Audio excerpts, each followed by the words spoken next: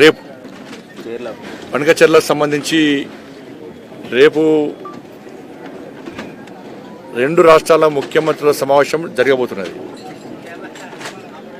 మేము రాష్ట్ర ముఖ్యమంత్రి గారికి విజ్ఞప్తి చేస్తున్నాం.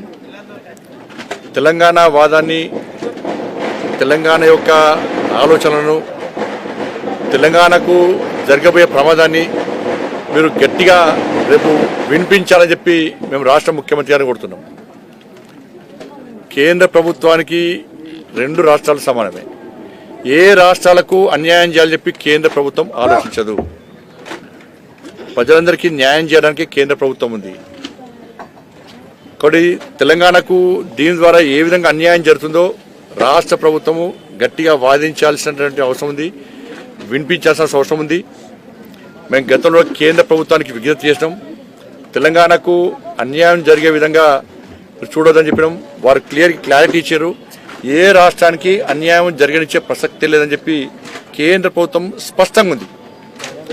దాని తగ్గట్టు కూడా రాష్ట్ర ప్రభుత్వం ఇలా ఒక పద్ధతి ప్రకారము తెలంగాణకు జరుగుతున్న అన్యాయాన్ని గట్టిగా వాదించాల్సిన అవసరం ఉంది, గట్టిగా వినిపించాల్సిన అవసరం ఉంది. తెలంగాణ రాష్ట్ర సమాజం రాజకీయాలకు అతీతంగా కలిసిమెలిసి బనకచెర్ల విషయంలో తెలంగాణకు అన్యాయం జరగకుండా ఉండడానికి మేము అందరం సమిష్టిగా కృషి చేయాల్సిన అవసరం ఉంది. కేంద్ర ప్రభుత్వం మీద కూడా భరోసా ఉంచాల్సిన అవసరం ఉంది. ఎట్టి బస్సులో అన్యాయం జరగనీయం. మళ్ళీ విజ్ఞప్తి చేస్తున్నా, రాష్ట్ర ముఖ్యమంత్రి గారు గట్టిగా ఉండాలి. రేపు గట్టిగా వాదించాలి, గట్టిగా మనకు జరుగుతున్న అన్యాయాన్ని వినిపించాలి. న్యాయం జరిగే విధంగా వారు తీవ్రంగా ప్రయత్నం చేయాలి. ఇది మా యొక్క భారతీయ జనతా పార్టీ తరఫున వారికి విజ్ఞప్తి. మొదటి నుంచి కూడా క్లారిటీ ఉన్నాం. మేము బనకచెర్ల విషయంలో మొదటి నుంచి కూడా క్లారిటీ ఉన్నాం. మేము ఏదంటే తెలంగాణకు అన్యాయం జరగదని చెప్పి మేము నిక్కచ్చిగా నిజాయితీ ఉన్నాం. మేము భవిష్యత్తులో కూడా అదే విధంగా ఉంటాం.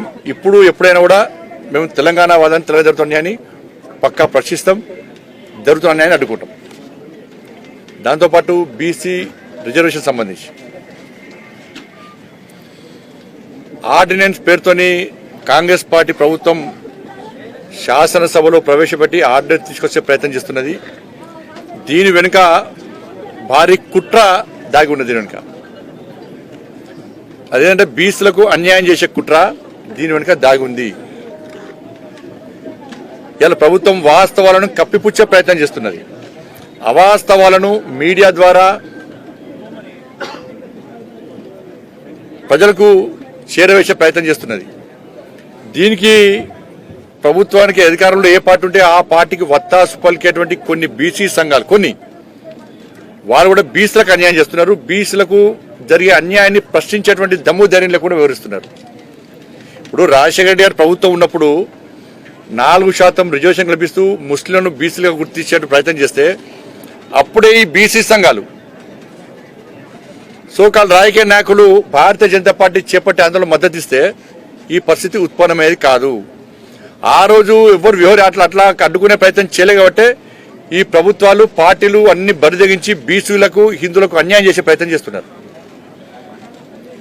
రాజశేఖర రెడ్డి గారు 4% రిజర్వేషన్ ఇస్తేనే గత జిహెచ్ఎంసీ ఎన్నికల్లో బీసీలకు హైదరాబాద్లో ఏ విధంగా అన్యాయం జరిగిందో ఒక్కసారి బీసీ సమాజం గుర్తించాలి, హిందూ సమాజం గుర్తించాలి.